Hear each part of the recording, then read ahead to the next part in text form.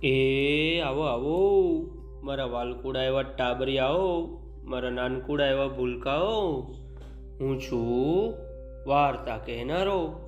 અરે વાહ ભાઈ, આજે તો કેટલા બધા ભટુરિયાઓ વાર્તા સાંભળવા આવી ગયા છે ભાઈ. આવો ત્યારે આવો, આજે હું તમને બધાને એક સરસ મજાની વાર્તા કહેવાનો છું. કાન દઈને સાંભળજો, ધ્યાનથી સાંભળજો.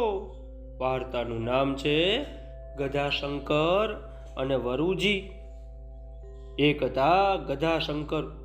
આ ગધાશંકર હવે ઘરડા થયા હતા ભાઈ. બેપ્સી એન્જિનિયરની આ વાર્તા છે હો. હા, તે ગધાશંકર હવે ઘરડા થયા હતા. કામ બરાબર થતું નહોતું.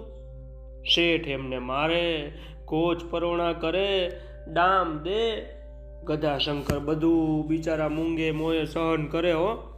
પણ શેઠ જે દાડે બીજો નવો ગધો લઈ આવ્યા તે દાડે ગધાશંકરને બહુ દુઃખ થયું. શેઠે તો ગધાશંકરને લાત મારીને ઘરની બહાર હાંકી કાઢ્યા. ગધાશંકર બિચારા નીચું ઘાલીને હાલી નીકળ્યા હો ભાઈ. ચાલતા ચાલતા ચાલતા વિચારવા લાગ્યા કે માલિકે મને માર્યો. હું રહ્યો ગધાશંકર, આ મૂરખ, બુદ્ધુ, ડફોળ, ઢને કંઈ નહીં ઢ. પણ હું બતાવી આપીશ કે આમ તો હું હોશિયાર છું, શાણો છું, અક્કલવાળો છું. વિચારમાં અને વિચારમાં ગધાશંકર તો આગળ ચાલ્યા. રસ્તામાં આવ્યું જંગલ. ગધાશંકર પીપળા હેઠે પોરો ખાવા બેઠા. પાન પાંદડા ખાઈને પેટ ભર્યું. ખળખળ વહેતા જરામાંથી પાણી પીધું. પણ હોંચી એમ કરતા પછી તો ગીતો ગાવા લાગ્યા.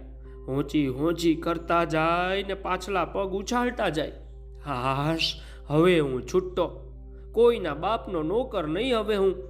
બન્યું એવું કે એ જંગલમાં વરુજી રહે. વરુજી તો ભૂખ્યા હતા.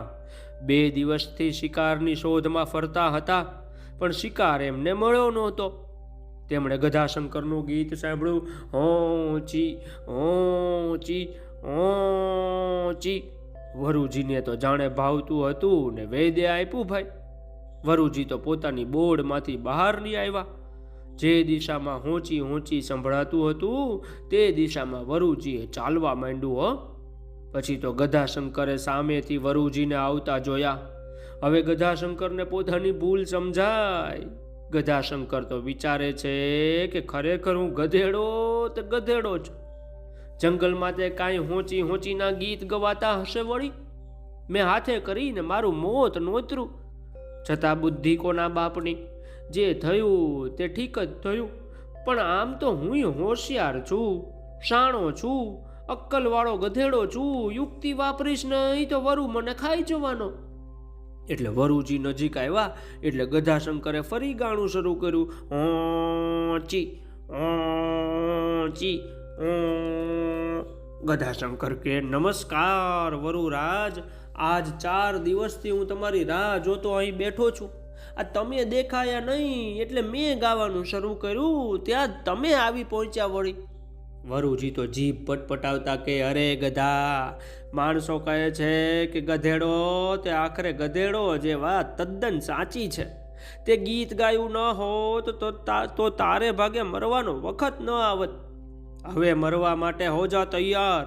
મને બહુ ભૂખ લાગી છે. પહેલા તો હું તારું પેટ ચીરી ખાઈશ. વરુની વાત સાંભળીને ગધાશંકર મનમાં તો બહુ ગભરાયા, છતાં હિંમત હાર્યા નહીં. ગધાશંકર કે હે વરુરાજ, મારી ભૂલનો હું ભોગ બનું એ બરાબર છે, પણ મને ખાઈ જાઓ તે પહેલાં મારો એક સંદેશો તો સાંભળી લો ભાઈ સાહેબ. વરુ કે હોંચી સિવાય ગધેડા પાસે તે વળી શો સંદેશો હોય.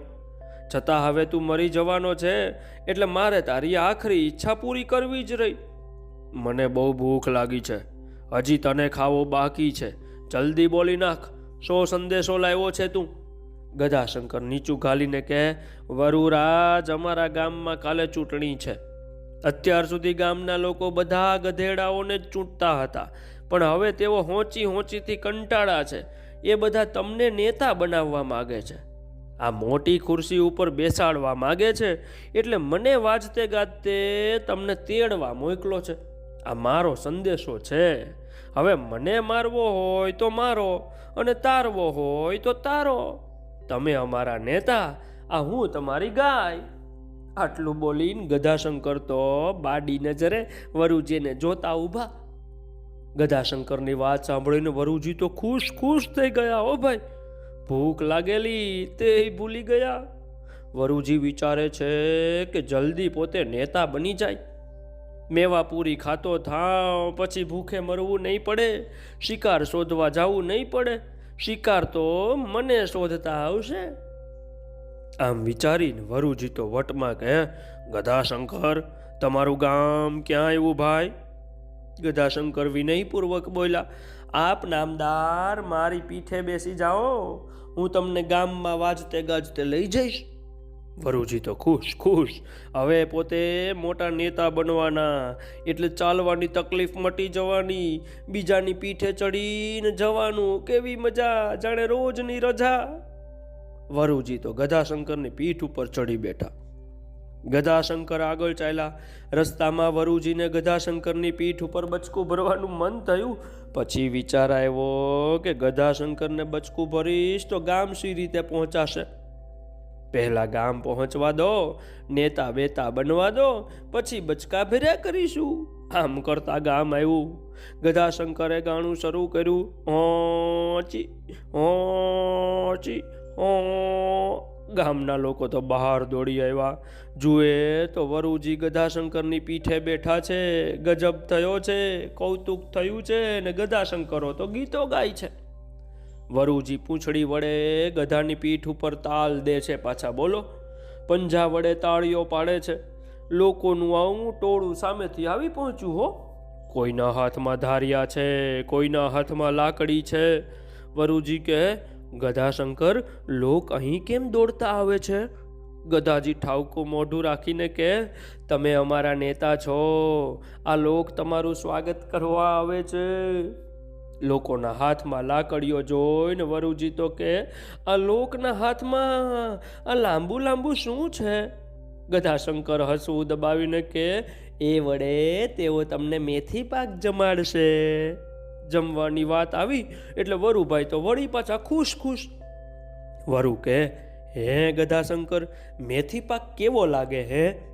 ગધાશંકર કહે, હમણાં જેનો સ્વાદ તમને ચાખવા મળશે, ધીરજ રાખો.